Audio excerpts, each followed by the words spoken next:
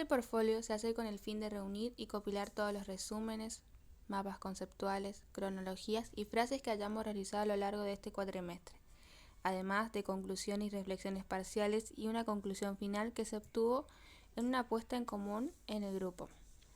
En la materia de historia económica, para empezar y tener una base, tenemos que definir qué es la historia económica. Los profesores nos dejaron bien en claro al principio de la primera clase qué era la historia económica, para qué servía y qué aporta esta carrera. Primero dividimos el concepto de historia económica en historia y economía. Historia es una ciencia paradigmática que comprende los hechos trascendentes del pasado que influyen en la realidad del pasado y lo modificaron, y esto da como resultado el presente. Se estudia para comprender tanto el pasado como el presente de la vida humana. Estudia el pasado de la humanidad. Y economía es una ciencia que tiene como objeto de estudio los recursos escasos para satisfacer las necesidades infinitas. Se estudia para comprender la distribución de los recursos escasos para satisfacer las necesidades humanas infinitas. Por lo que historia económica, según Cortés Conde, es una explicación de las conductas económicas de las personas en el pasado y tiene como objeto de estudio, según Baur, se trata de exponer los cambios experimentados por las circunstancias económicas en el curso del tiempo y en su relación con los demás cambios históricos. A continuación voy a hacer una comparación entre los gobiernos de Onganía y el de Livingstone. El de Onganía tuvo lugar en 1966 hasta 1970 y el de Livingstone desde 1970 a 1971. Los principales problemas nacionales son similares, ya que se basan en problemas por crisis de autoridad y con ello la intranquilidad de las fuerzas laborales y la indisciplina social. La política económica, en ambos casos, era el liberal. Con respecto a los modelos económicos implementados, en relación a Onganía, se eliminó el modelo de intervención tutelar y se reemplazó por un modelo basado en la participación directa de los militares en los asuntos del gobierno y de la economía. Y en el caso de Livingstone, el modelo económico consistió en argentinizar el proceso de crecimiento económico y estimular a la industria por medio de una consigna, el compre nacional, aplicada por las empresas estatales.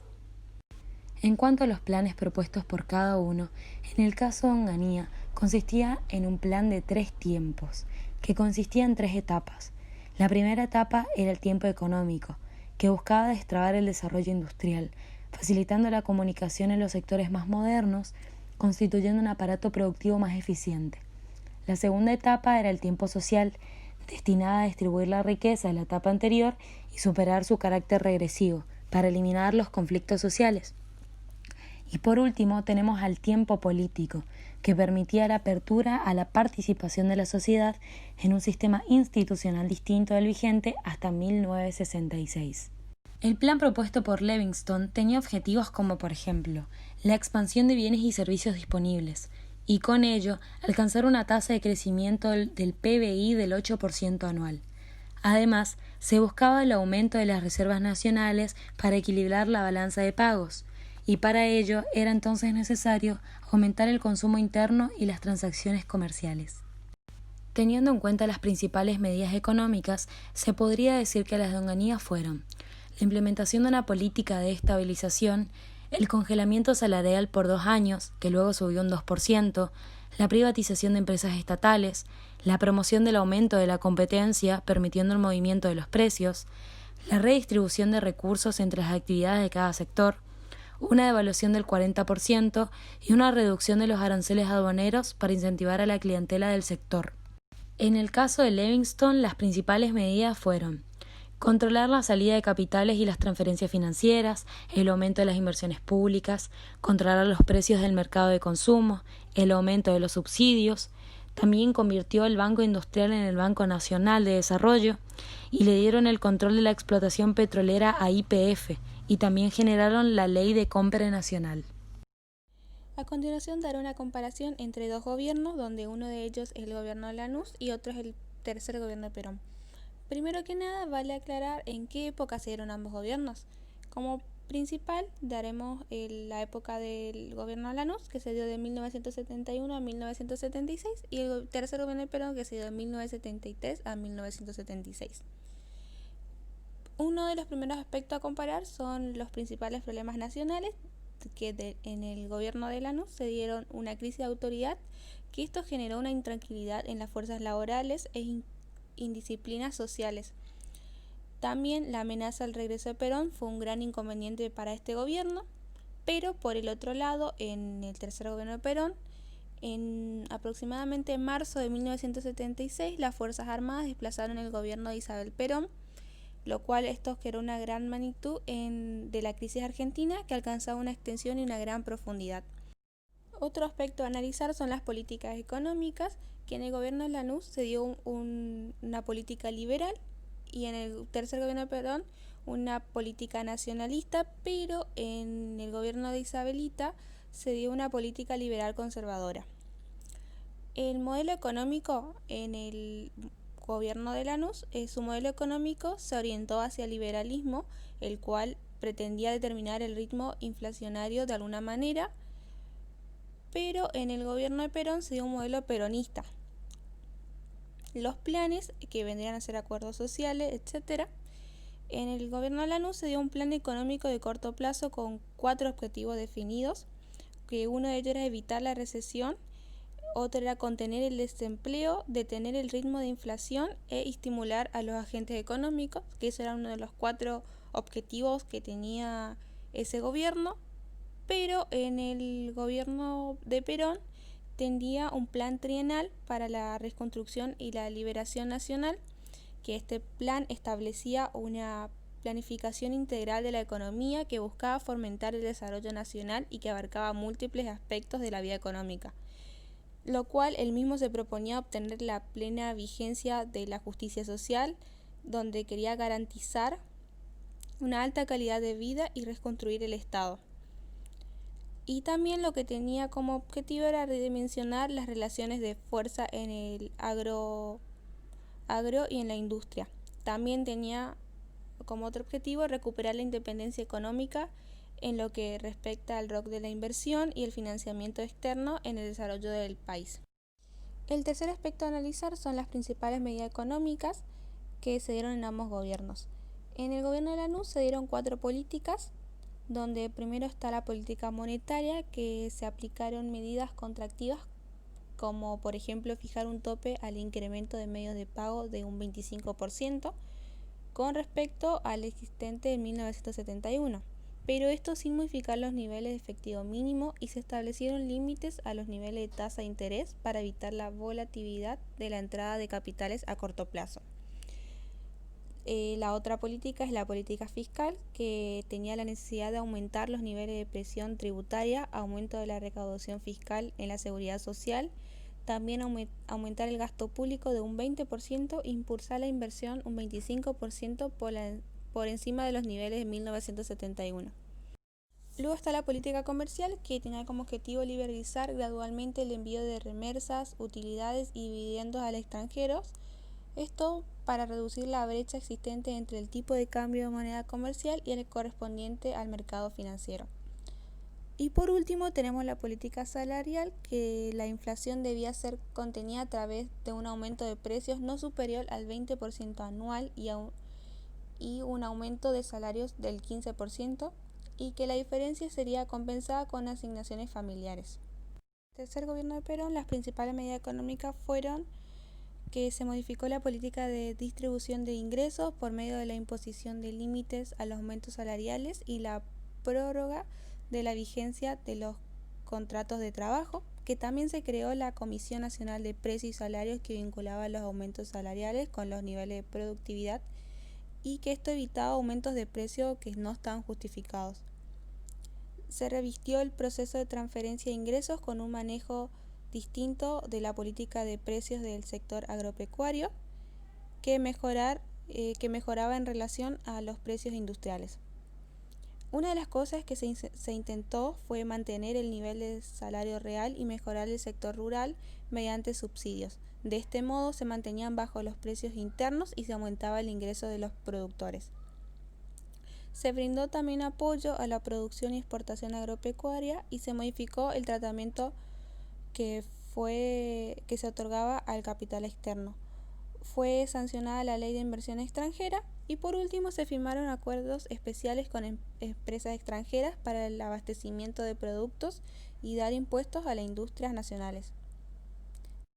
Como fin de este tema, comparado con la actualidad, el tercer gobierno de Perón, aún es prematuro establecer qué lugar ocupará el consumo en las narrativas del gobierno vigente y si las políticas económicas estarían dirigidas al fomento del mercado interno.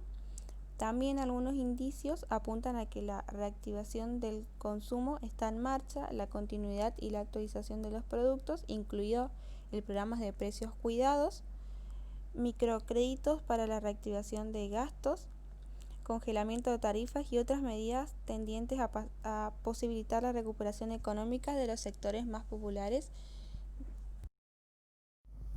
Hablando de las etapas económicas argentinas, empezamos con el periodo agroexportador, que este periodo es el que se extiende desde 1980 hasta 1930 y que según un informe del 1904, estas condiciones de vida de las clases trabajadoras del interior del país no eran muy buenas. Una parte importante de la población vivía a principios del nuevo siglo en campos o ciudades, siendo marginados por su pobreza.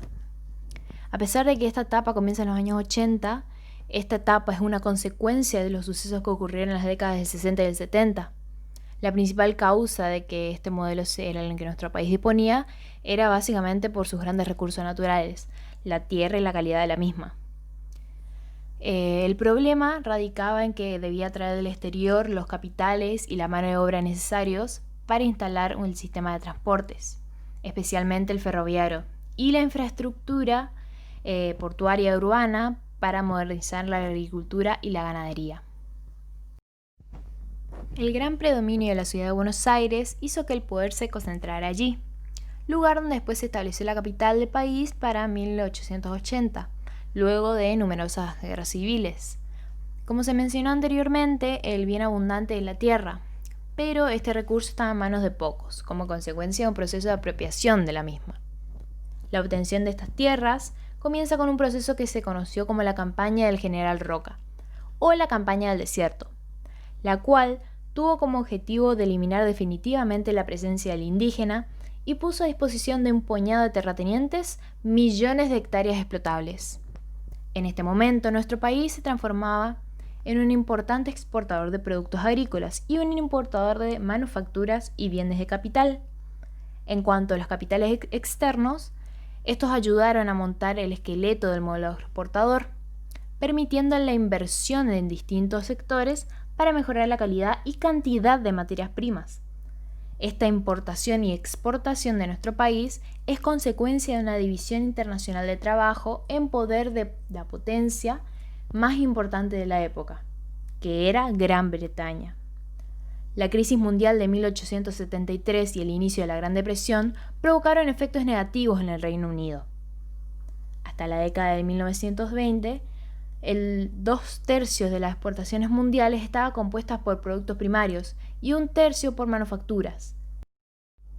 El segmento dominante del comercio y del movimiento internacional de capitales correspondía a las relaciones entre los países especializados en la producción primaria y aquellos consagrados a la actividad industrial. A partir del surgimiento de la competencia de países emergentes para la época, como Alemania y Estados Unidos, que protegen sus industrias e intentan expandirse al comercio internacional. Gran Bretaña pierde mercados y así niveles competitivos. De esta forma, Inglaterra se empieza a interesar en otros territorios, como Australia, Nueva Zelanda y Canadá, además de otros países del sur del continente americano como Argentina y Uruguay. Así, estas tierras empezaron a jugar un rol importante, ya que constituían la principal fuente de alimentos y materias primas que el Reino Unido necesitaba para alimentar a su población, además de formar parte del mercado de las manufacturas británicas.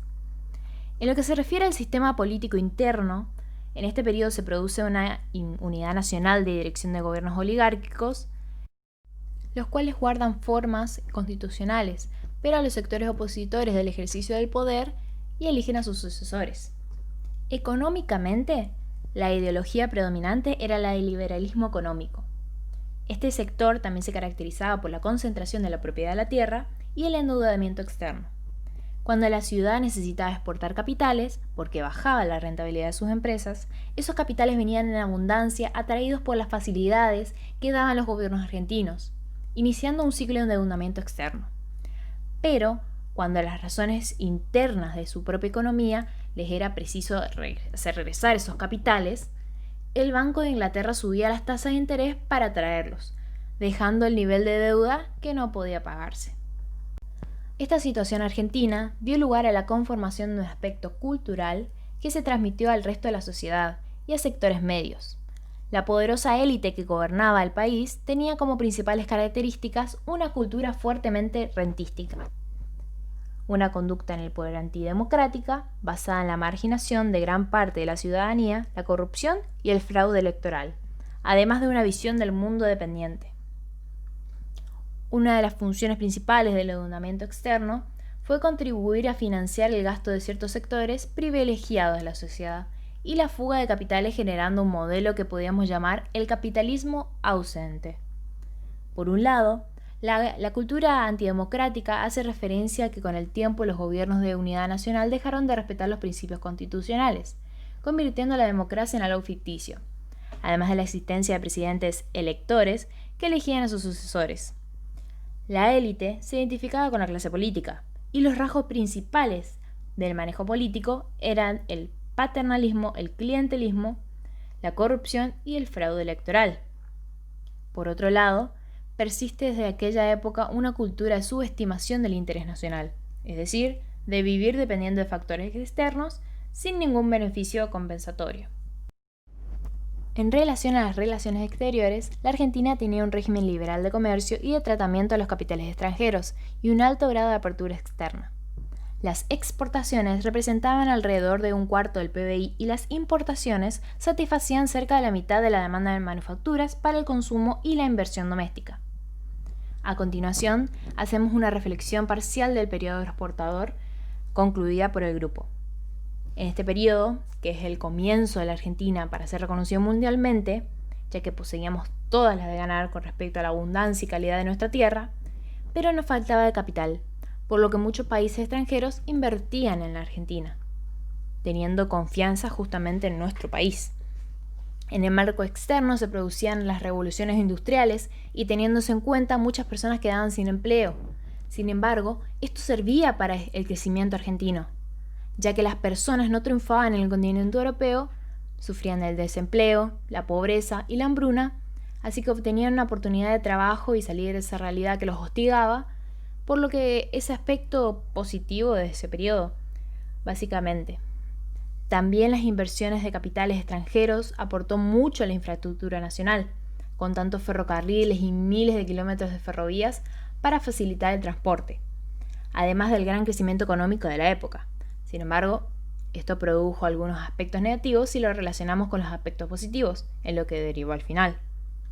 En el marco interno se producía lo que era la campaña del desierto, que podemos tomarlo como un aspecto muy negativo, ya que se produjo la muerte de miles de indígenas.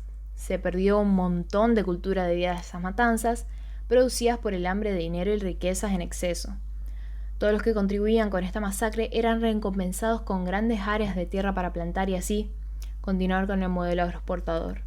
Pero no solo eso, sino que también, debido a pocas personas tenían esa recompensa, ya que muchas perecían en esa campaña del desierto, se producía un desequilibrio muy considerable con respecto a las personas que venían de trabajar la tierra desde otros países porque no le quedaba de otra, y las personas que por avaricia básicamente mataban otras y las recompensaban por eso. ¿Cuál es el costo de la riqueza de este periodo agroexportador? Pues la vida de miles de nativos que residían ahí. La generación de latifundios y el desequilibrio de capital es una de las consecuencias de la corrupción política y económica. ¿Por qué llegamos a esta conclusión? Porque fue Julio Argentino Roca quien dijo, y cito, "El mejor indio es el muerto". Claramente sus paradigmas con respecto a los nativos fue el que derivó en miles de muertes de los mismos. Para nosotros, este fue el inicio del detonante de la corrupción argentina. Si nos fijamos, era el hambre de capital extranjero lo que movió estas fuerzas. Más terreno que plantar, más capital extranjero que entraba, por lo que no importaba a quién tenían que pisar para obtener más y más dinero, y quien lo apoyara recibía su comisión por ello, por matar personas inocentes, por robar terrenos que no les pertenecen. Bueno, hablaré sobre el periodo de proceso de industrialización por importaciones, que en esta etapa de industrialización se había subdividido por 3 periodos diferenciados. El primero es la industrialización espontánea, que se dio en el año 1930 hasta el 1945.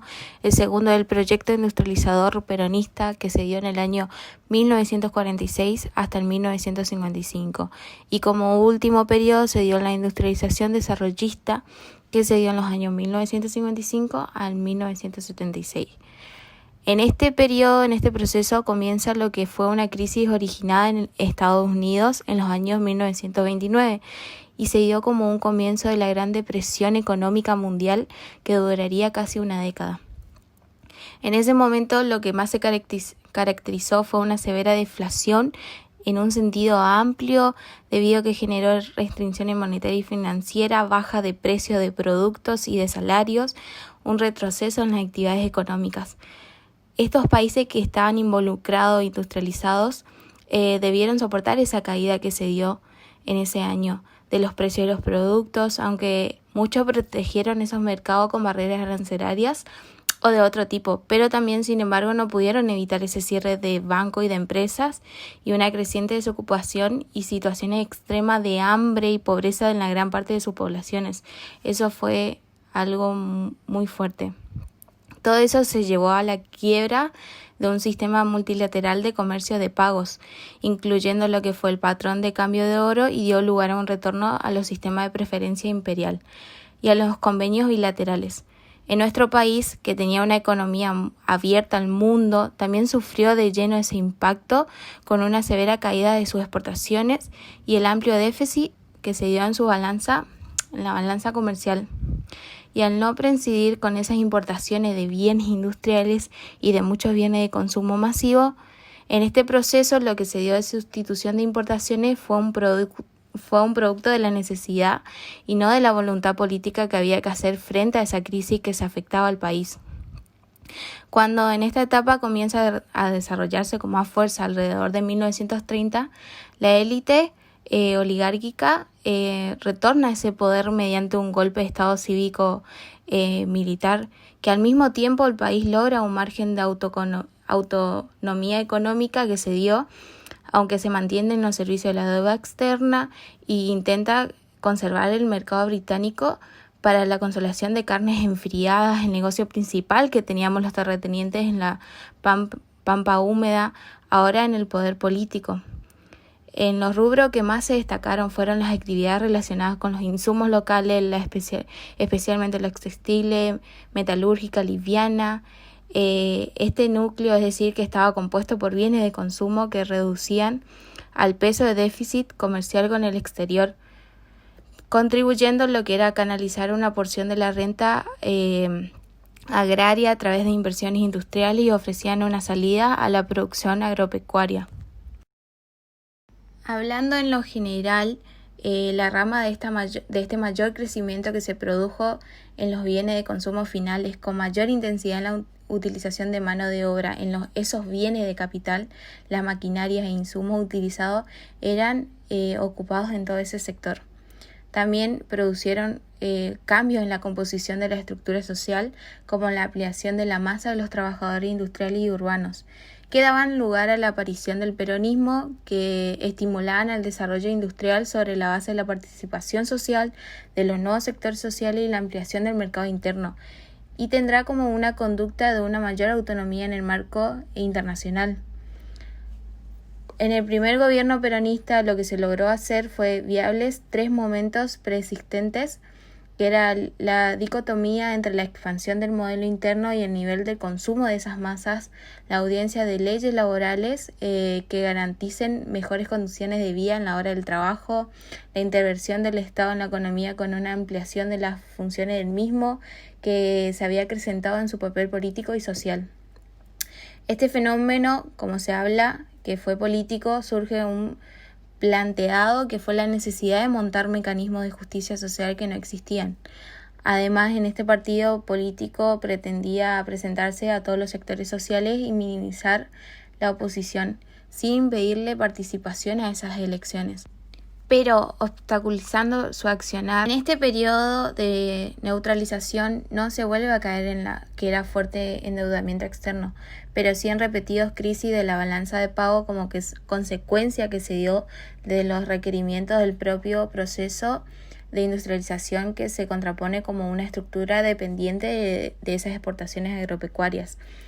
Al estar en los ciclos económicos ligados al mercado interno y externo, ante el aumento de la producción industrial vinculada al consumo local, se había incrementado las importaciones para compra de bienes de capital e insumos básicos y se reducían las exportaciones por la mayor demanda que tenía, que era interna, originada por la suba del salario real y de los niveles de ingreso.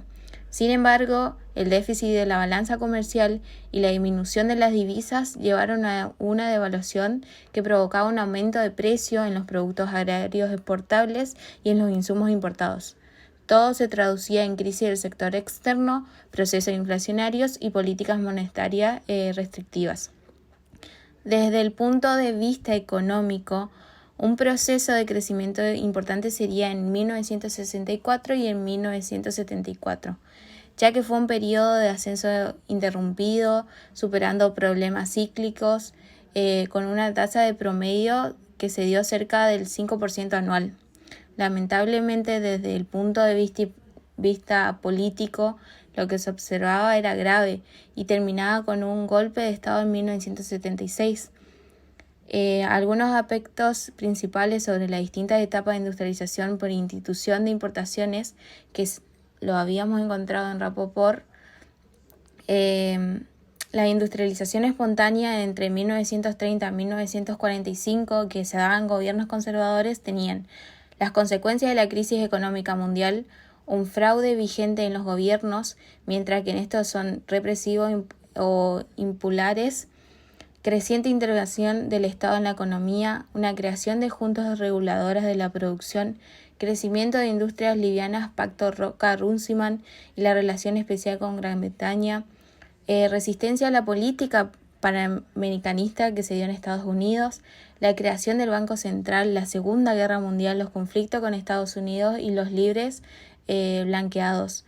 El proyecto de industrialización que se dio peronista entre los años 1946 a 1945 se dio el gobierno militar y el fin de neutralidad a la guerra, la Secretaría de Trabajo y Prevención y el Consejo Nacional de Posguerra.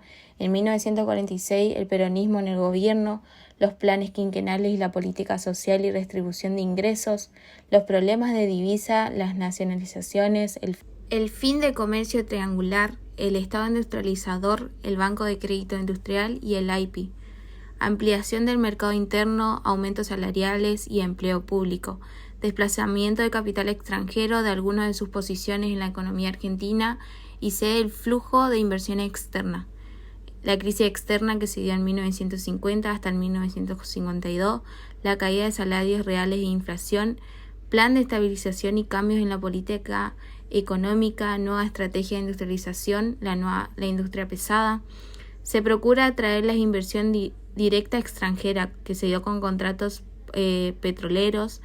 La tercera posición en la política externa, la recuperación económica entre 1953 y 1955, la atenuación del proceso inflacionario, los salarios reales que se recuperan, la industria que retoma su ritmo de crecimiento. En la etapa de industrialización desarrollista que se dio en el año 1955 a 1976, se dio como la adhesión de los organismos financieros internacionales y multilateralismo. La estrategia desarrollista de Frondizi se dio en el año 1956 a 1962, que se retorna el proyecto de industrialización, énfasis en las industrias básicas, la recurrencia, la inversión extranjera directa y el predominio de las empresas transnacionales, la política regresiva en materia de distribución de ingresos, los contratos de concesión para la explosión de petróleo a empresas extranjeras, crisis en la balanza de pagos de 1956 y 1962, que se dio en ciclo Stop-Go. El gobierno de Guido, que se dio en 1962 al 1963, y el retorno de las políticas ortodoxas. gobierno del radicalismo del pueblo que se dio en 1973 hasta el 1966, que se dio un comercio externo favorable, que no había estímulo específico para esa industria, la anulación de los contratos petroleros firmados por un gobierno desarrollista, un fuerte periodo de crecimiento económico que se prolonga hasta mediados de los años 70, una política progresiva en material de distribución de ingresos, y en el gobierno de la Revolución Argentina, que se dio en 1966 al 1973, se mantiene la industrialización, pero en un beneficio de las transnacionales. Se incrementó en las aportaciones manufactureras. Los flujos de esas inversiones extranjeras se orientaron a la compra de industrias y de bancos ya existentes. También se dio la regresión de la distribución del ingreso que venía mejorando desde el anterior gobierno, estallidos sociales. En el gobierno peronista que se dio en 1973 al 1976 se da el plan trienal, la regulación de inversiones extranjeras, el Estado como principal agente de transformación y cambio, una política distribucionista, una puesta en marcha de lo que era un pacto social para lograr esa estabilización, una quiebra en el plan social y ajuste ortodoxo, un proceso inflacionario de recesión y una crisis política. Bueno, haré una breve reflexión sobre el proceso de industrialización por importaciones. Como bien sabemos, había incentivado en la industria nacional la baja del valor de importaciones, pero lamentablemente no fue un pensamiento estratégico, sino más bien era una manera de sobrellevar y responder a esos problemas mundiales en los cuales se enfrentaba la Argentina. Los más importantes eran los que se enfrentaba cara a cara con un comercio mundial paralizado por la Bolsa de Nueva York que se dio en el año 1929. Lo que se había producido era que varios países tomaran medidas proteccionistas para no afectar su economía y poder sobrellevar esa crisis, por lo que no había dinero por las importaciones, y si nadie compraba a Argentina, Argentina no compraba a nadie, ya que como vimos en el modelo agroexportador, sabemos que Argentina intercambiaba materia prima para poder importar esas manufacturas. Entonces se trata básicamente de lo mismo, pero con el problema de un mercado paralizado. Tuvo consecuencias muy marcadas en nuestro país, ya que nos vimos obligados a tomar medidas extremas para poder reactivar el comercio exterior, como la realización del Pacto Roca-Russiman, en lo cual nos retrotrajo a ubicarnos en una posición inferior, en lo cual básicamente tuvimos que suplicar a Inglaterra por la compra de nuestras carnes. En el ámbito social, la industria demandaba mano de obra, por lo que la tasa de desocupación subía a niveles que hoy en día son increíbles de creer y que en realidad son los países del primer mundo solo pueden. Y ese aumento de la oferta laboral vino acompañado con inmigraciones internas, ya que las personas decidieron ir a ciudades más grandes donde se concentraba la mayor cantidad de industrias. Y para satisfacer esas necesidades de importancia se realizó lo que se llamaba sustitución de importaciones, que era más que nada un mecanismo para recuperarnos del problema que estábamos afrontando y seguir pensando que además la avaricia volvió a ganar, ya que en este periodo la pampa húmeda era muy próspera y allí se concentraba la mayor riqueza. A esto nos referimos que se obtenía mayores beneficios en cuanto a lo que nosotros producíamos realmente, por lo que ese régimen cívico-militar aprovechó esa situación y, como siempre, sabemos que se beneficiaban de esto a pesar de que se duplicara y triplicara el PBI, y que denotó lo que era la intervención de los gobiernos, que era para nutrirse de capital y de la riqueza de la tierra que se poseía. En el año de Perón, en el gobierno de Perón, se dio un enfoque diferente a este modelo, ya que se concentró en la industria pesada, es decir, en los bienes durables, y en ese momento las relaciones en Estados Unidos habían mejorado considerablemente debido a una ideología similar por parte de los grandes líderes que no estaban a favor del comunismo presente en algunos lugares del mundo. Los modelos de LISI, industrialización de sustitución de importaciones, se habían implementado en Latinoamérica, logrando efectivamente que las importaciones disminuyeran, pero que nuestro país no se había logrado exactamente un desarrollo en el campo industrial, debido a que nosotros embalsamábamos esos mismos productos, pero con insumos y combustibles importados, lo que en realidad no cumplía en su totalidad con el objetivo principal que tenía el país en ese momento. Y en relación al periodo gobernado por Frondizi, más conocido como su plan desarrollista, Se utilizó la estadística como herramienta útil para proyectar un futuro bien. Se creó también un plan bifronte, teniendo en cuenta la batalla por el petróleo y el acero, y con el cual se incentivó además un autoabastecimiento del oro negro, pero no se pudo debido a la falta de capitales nacionales. Y en consecuencia de esto, en este momento se le dio una mayor participación al capital extranjero. Desafortunadamente aumentaron las importaciones, ya que se intentaba competir con el mercado internacional con productos que conllevaban una inversión importante, como era el acero, por ejemplo, sin tener en cuenta las ventajas competitivas significativas que tenía nuestro territorio en ese momento. El periodo de modelo rentístico financiero. El golpe militar de 1976 tuvo la intención de eliminar en forma definitiva actores mayoritarios de la escena política nacional, debilitando su base económica y sociales. La crisis económica internacional en la década de 1970 crea una amplia disponibilidad de capitales dispuestos a reciclarse en los países del tercer mundo, lo que permitió a las dictaduras de Pinochet y Videla y ponerle el financiamiento necesario para hacer prevalecer sus políticas económicas. Con respecto al sector interno, desde fines de los años 60, un proceso de conflictos sociales y políticos se llevaron a cabo, así también como la existencia de fuertes grupos radicalizados, incluso guerrilleros. Esto hizo que se produzca una serie de dificultades para la persistencia de los modos de producción vigentes, e iban a llevar al abandono el proceso de sustitución de importaciones. El país tenía hasta mediados de los 70 un aparato industrial con problemas, pero con niveles de protección, controles de cambio, tasa regular, interés, un sistema financiero bastante controlado, etc. Todo lo mencionado anteriormente se destruyó.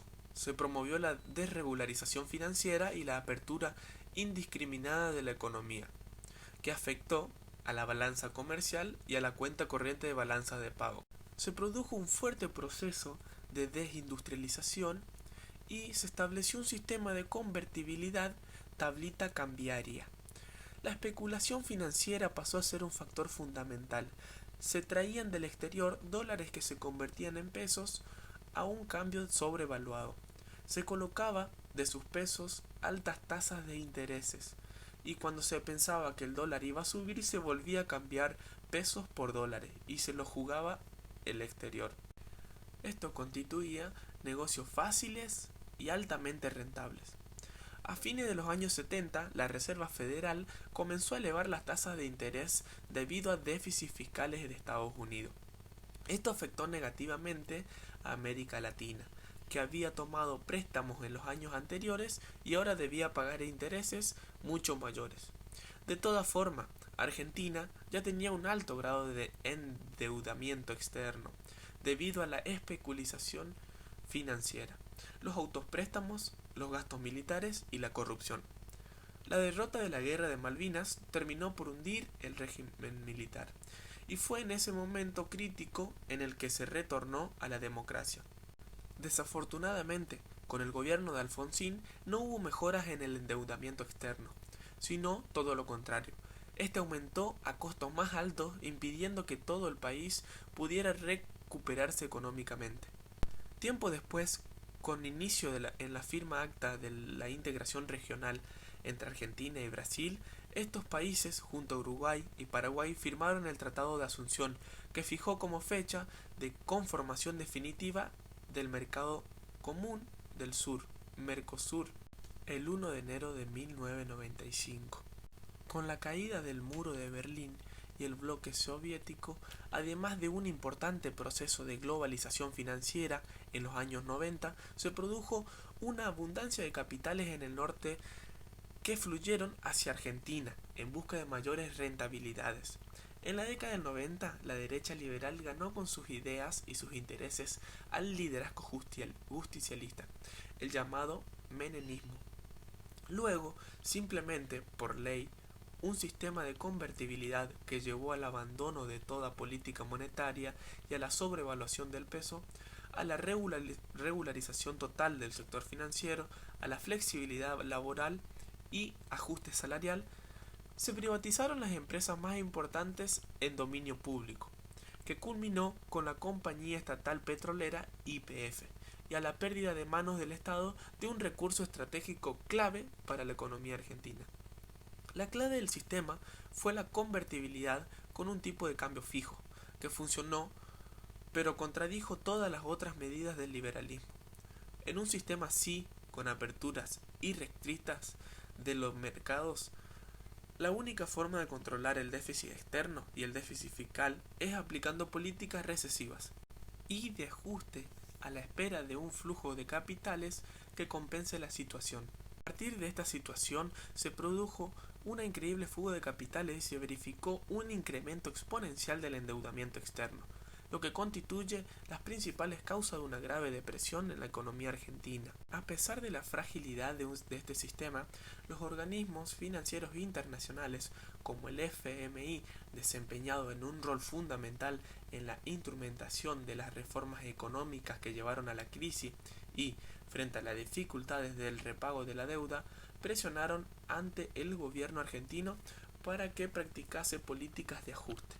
Posterior a esto, se genera una crisis en 2001 que se agrava con el gobierno de la Rúa, quien intentó seguir las indicaciones del FMI, bajando sueldos y jubilaciones, aumentando impuestos en sectores medios, proclamando el déficit cero, pero propagando los intereses de la deuda y realizando un canje de títulos públicos que incrementó el endeudamiento futuro.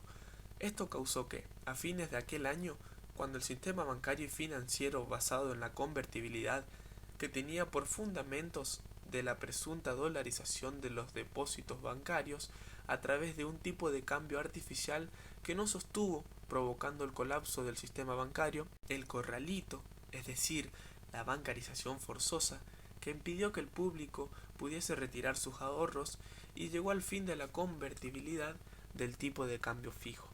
En ese entonces, organizaciones y movimientos desocupados se constituyeron en centros y potenciaron un amplísimo movimiento de protesta, que abarcó a todo tipo de obreros y trabajadores, y fue sumando productores, comerciantes y pequeños industriales, entre otros.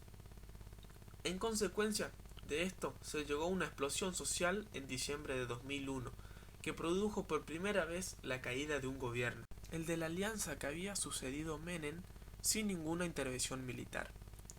La devaluación posterior y el cese del pago de la deuda externa fueron una consecuencia de estos procesos. Como reflexión de este periodo, podemos decir, básicamente, que lo que se produjo es un acto de cansancio por parte de las fuerzas, tanto militares, sociales, políticas, etc., que deriva en un golpe militar. Pero, ¿se hizo el golpe militar con intenciones benignas? Para nosotros empezó como un acto de cansancio hacia el gobierno actual y los partidos políticos, teniendo este golpe como resultado en la disolución de los partidos políticos y cualquier representante con algo de poder político-social, que pueda mover masas. El hecho de que los militares se hayan puesto como representantes y dirigentes del país, además de eliminar cualquier tipo de obstáculo, por así llamarlo, denota un periodo alarmante para nuestro país. Este llamado alarmante de las fuerzas sociales que tuvieron inconvenientes políticos y económicos terminó provocando muchos de los acontecimientos que hasta hoy en día seguimos rememorando, como por ejemplo la noche de los batones largos y la noche de los lápices, además de las luchas que ya quedaron tatuadas, por así decirlo, en la historia argentina, como el cordobazo, el correntinazo, el rosariazo, etc., teniendo en varias provincias una representación de la incomodidad y disconformidad con respecto a las circunstancias que se tomaron en ese entonces, provocando las represiones y luchas incansables de en su mayoría trabajadores que solo querían trabajar y hacer valer su trabajo, y de los estudiantes que solo querían tener la libertad de pensamiento y no un doctrinado a base de imposiciones marciales de los militares. Rememorando los grupos conformados por esta fuerza, siendo los más reconocidos los montoneros, entre otros. ¿Por qué estaban tan disconformes estas fuerzas? pues porque estaban afectando a su economía interna y a su libertad política. Los salarios que no eran correspondientes con la inflación que se produjo en este periodo, no tenían tantos derechos laborales tampoco. Vemos que fue un periodo de reinversión y revolución de la parte laboral, educativa y política argentina. Creemos que si estas fuerzas no se les hubiese tocado económicamente, no hubiesen respondido de manera que respondieron. Si hubiesen hecho un plan más estratégico para poder beneficiar a más personas, estos sectores no se hubieran levantado en contra. Además de los problemas que empezaron con este periodo de modelo rentístico financiero, también jugaba mucho la especulación, como el periodo de la Gran Depresión y el crack del 29, que eran inversiones fáciles y a corto plazo para ganar más en menos tiempo, jugando entre los pesos argentinos y dólares. De por sí esto luego nos afectó negativamente, ya que luego las tasas de interés de Estados Unidos se elevó, y además de afectar a muchos países latinos, nos afectó a nosotros. Debido a estas especulaciones, ya que queríamos esas inversiones fáciles de hacer y que en corto plazo ya dejaban su resultado, por lo que rápidamente fue popular realizar estos intercambios de moneda. Pero todo tiene su fin, y el de nosotros ya venía decayendo debido a la especulación financiera, los autopréstamos, los gastos militares y la corrupción. Como conclusión, no solo tenemos una opinión profunda del tema, sino que también les debemos un agradecimiento a los profesores que se empeñaron en deslumbrarnos con la verdad, con muchas de las cosas que creíamos ciertas e indudables, acerca de muchos factores que actualmente nos afectan. Nos dimos cuenta de que muchas de estas situaciones venían de muchas décadas atrás y que no era cosa de unos pocos años el tema de la corrupción, el de la inflación, el de la confianza extranjera o del poco desarrollo. Todo esto se produjo por mucho tiempo de acontecimientos que, si no hubiésemos tenido esta materia, no nos daríamos cuenta y seguiríamos con todos estos pensamientos que teníamos basados en las influencias producidas por los paradigmas de otros que afectaron a nuestra forma de pensamiento o un fanatismo hacia ciertas corrientes políticas y económicas que afectaban nuestra manera de pensar. Además, uno tiene que analizar los eventos del pasado para comprenderlos del presente y en todo caso no cometer los mismos errores que en el pasado no funcionó. También, nuestros pensamientos fueron cambiando a medida que analizábamos y leíamos los libros correspondientes de la cátedra, dándonos cuenta que muchos de los aspectos aún siguen repercutiendo en la actualidad. Ahora, hablando de las expectativas con respecto a la materia, nos quedamos más que satisfechos de poder conocer y analizar con tanta profundidad los temas dados, gracias a las clases tan emotivas del profesor Montiel, contándonos hasta los mínimos detalles de los eventos más importantes de la historia, junto a sus experiencias, y a la profesora Treco, con su propuesta de actividades que realmente nos hicieron pensar y replantearnos un montón de cosas que sabíamos previamente. Sin quedar más que decir, decimos gracias. Bibliografía utilizada. La bibliografía utilizada en el transcurso de este cuatrimestre en la materia de Historia Económica fueron las siguientes: Inés Barbero, Historia Económica y Social General, segunda edición, Buenos Aires, Argentina. Aldo Ferrer, 2004, La Economía Argentina, tercera edición, Buenos Aires, Argentina, editorial Fondo de Cultura Económica Argentina. Mario Rapoport, 2003, Historia Económica, Social y Política Argentina, de 1880 a 2003, segunda edición, Buenos Aires, Argentina, editorial Ediciones Machi. Mario Rapoport, 2007, Mitos, Etapas y Crisis en la Economía Argentina, Buenos Aires, Argentina. Cortes Conde, 2003, Historia Económica Mundial. También lo ayudaron mucho los resúmenes y síntesis que subían los profesores en material de cátedra. También PowerPoint con esquemas y ilustraciones que nos ayudaban a entender el tema y a desarrollar los resúmenes o actividades solicitadas.